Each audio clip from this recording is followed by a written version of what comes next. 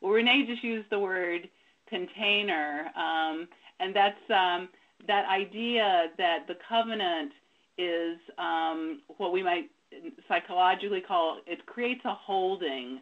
And what is one of the big things that we want to create a holding for? It's the anxiety that is always present within us, either as individuals or in the congregation as a whole, often stimulated by change, whether change exists in our lives for planned reasons or whether it's there for unplanned reasons.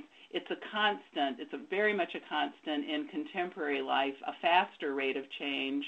And so people today, always being agitated and provoked by that change, are pretty chronically anxious, like our gentleman here in the picture. And we can see it in each other and we feel it in each other, even if we don't look quite like that on Sunday mornings or in board meetings or committee meetings. But I've actually been in some, and you probably have as well, where people do sort of start to resemble that picture.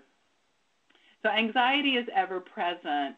And while we might say that, yes, our intention is to have forbearance and is to come from a place of goodwill, and we want to expect that of each other, the gift of covenant is that it actually goes to that step of writing it out and saying out loud to each other, these are the ways that we're going to practice this kind of forbearance and goodwill to help us with change and anxiety. So to say a little more about anxiety, whether the anxiety is in us as individuals or in the system, or leaders are trying to lead a congregation through change, the covenant is there to help us manage that kind of physiologically and emotionally, interpersonally provoking anxiety. And these are some of the ways it works. It helps us to manage our emotional reactivity by reminding us of the behaviors, the ways of being that are our best intentions and the values that we're trying to live out of.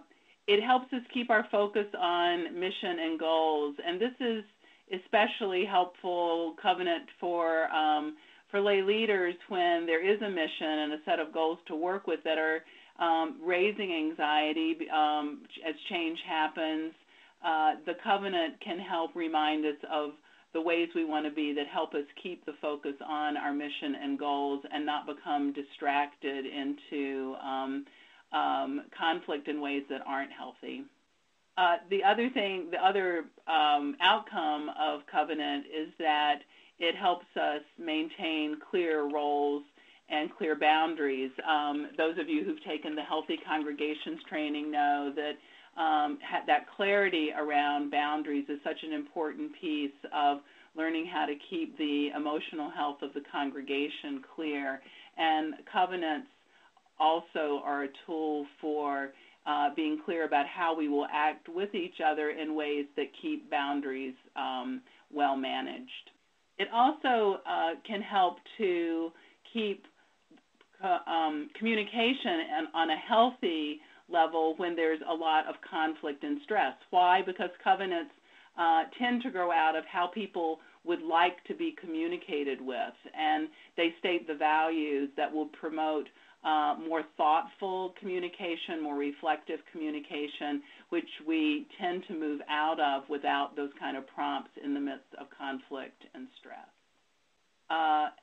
An example to highlight is one of our goals, especially today, as we're hoping that our congregations can grow as anti-oppressive multicultural communities, is that we honor the belief that we're going to have increasing differences in our assumptions, that as we develop more diverse communities, we won't be able to necessarily assume that there's one dominant perspective that everyone agrees upon. And to make that assumption would really be to discount the fact that there may be a variety of voices seeking to be expressed.